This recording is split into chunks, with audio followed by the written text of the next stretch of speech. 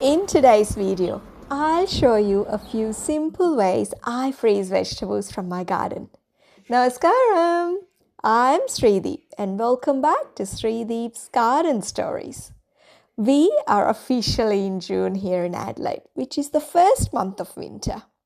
If you have been following us, you know that we've been harvesting lots of produce in summer and autumn. So today, I wanted to share with you what we do with all that excess harvest that we get. Now, when I first started gardening, the harvests were so small, and I always dreamed about having very big harvests. Now, fast forward a few years, and one of the wonderful challenge of growing our own food is that sometimes the garden gives you with more produce than you can use all at once. I know, I'm not complaining. That's why I'm here today. I'm going to tell you how I freeze my vegetables. Now, this may not be perfect, but this is how I find it easy to do and what works for our family. If you have any other ideas, please feel free to comment them and I would love to learn. Now first, let's start with Roma tomatoes. Now I just want to give you a bit of a context. We had 4 productive Roma tomato plants growing this season and they are still in production, okay? So normally every year I tend to grow more plants than this. And so I usually end up making passata sauce and preserve it that way. But this year, because we've only had few productive plants, I've decided to keep things really simple and just freeze the tomatoes instead. Now, first thing what I do is I normally first separate the firm tomatoes from any that have blemishes or soft spots. Now, the ones with blemishes, I try to use straight away in cooking, but the firmer ones are the ones that I freeze. Now, after harvesting, I simply just wash them and let them air dry for a couple of hours. Once they are dry, just very, very simply, I just cut them into quarters and place them into the freezer bags. Now, I know it's not fancy at all, and at the moment, I'm just using these food storage bags. Because, once these food storage bags are empty, like once I use the tomatoes that I freeze, I just wash them and reuse them again. Now, I haven't actually tried vacuum sealing or any other preservation methods yet. So if you have, please let me know in the comments and I would love to hear what works for you. Now, for the Roma tomatoes, the reason I like freezing them this way is because I can take them straight from the freezer and add them to pasta sauces, curries, and other cooked dishes throughout the year. And I also like to write the date and the amount on each freezer bag. In that way, then I get to the oldest bag first. And then I also find it's really helpful later as well because if I'm trying to decide how much quantity you use, I know exactly how much the bag has. So I just go for that amount straight away.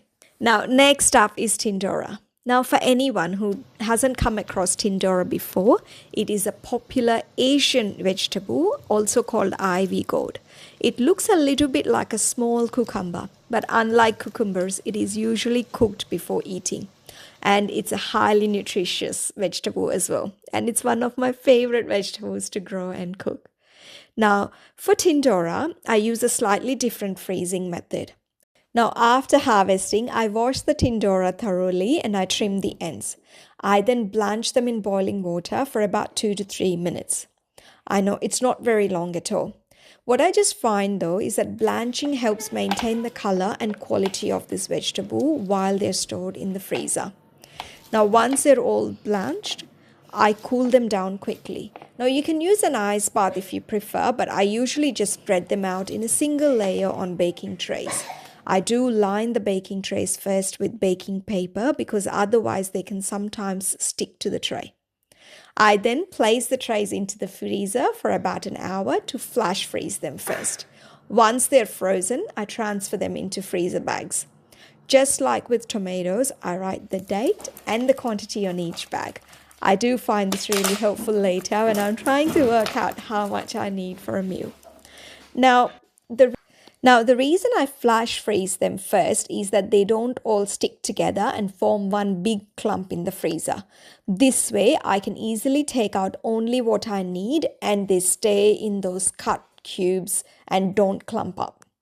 Now, I mostly use Tindora in curries and stir fries throughout the year, and freezing this way has worked really well for us for lots of years now. Next up are cherry tomatoes. Now, cherry tomatoes are probably one of the easiest vegetables to freeze. After harvesting, I wash and dry them thoroughly. I also separate out the firm ones and make sure I don't freeze any that have holes, cracks, or blemishes on them. Now, this year we gave so many cherry tomatoes to family and friends, but we still ended up with quite a lot to freeze. Now, once they are dry, I simply place them whole into freezer bags. That's it. No blanching, no slicing, and just no special equipment at all. Now, when I need them later, I can add them straight from the freezer into soups, curries, sauces, or the cooked dishes as well. Now, I hope you enjoyed the freezing techniques that I use for my garden produce.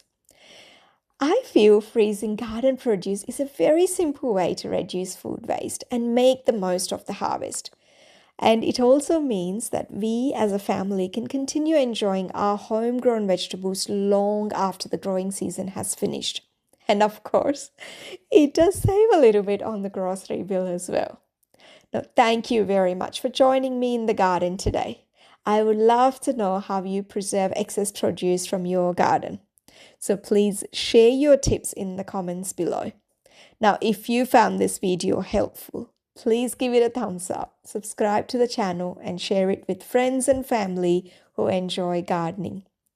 I will see you all in the next episode. Until then, please keep growing what matters.